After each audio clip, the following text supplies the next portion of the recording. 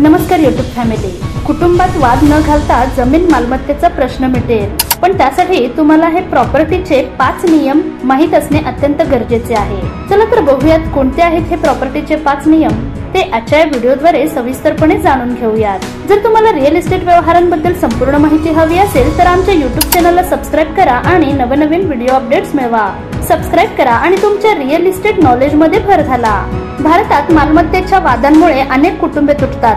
अशा परिस्थितीत तुम्हाला काही कायद्यांबद्दल माहिती असेल तर कधीही मालमत्तेशी संबंधित वाद होणार नाहीत। हिंदू उत्तराधिकार कायदा 1956।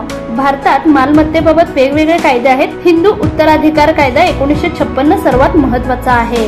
हिंदू उत्तराधिकार कायदा 1956 मध्ये एखाद्या व्यक्तीच्या मृत्यूनंतर कायदेशीर वारसांमध्ये मालमत्ता कशी विभागली जाईल हे कायदेशीररित्या स्पष्ट केले गेले आहे। त्यानंतर 2005 मध्ये हिंदू उत्तराधिकार कायदा 1956 मध्ये सुधारणा करण्यात आली आणि त्यानंतर मुलींना मालमत्तेवर समान हक्क देण्यात आले। पहिल्या श्रेणीमध्ये मुलगी, मुलगा, पत्नी इत्यादींचा समावेश आहे।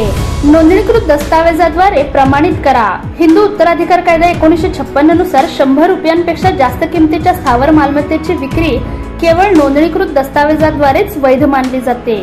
संपत्तीतून बेदखल करणे म्हणजे हिंदू वारसा हक्क कायद्यानुसार वडील किंवा आई आपल्या मुलगा किंवा मुलीला मालमत्तेतून बेदखल करतात तर ते त्याला किंवा तिला फक्त स्वतःच्या कमाईच्या मालमत्तेतूनच बेदखल करू शकतात। वडिलोपार्जित मालमत्तेचा अधिकार। हिंदू उत्तराधिकार कायदा 1956 नुसार मुलगा किंवा मुलीला मालमत्तेतून बेदखल केले तरीही त्यांचा वडिलोपार्जित मालमत्तेवर अधिकार असतो।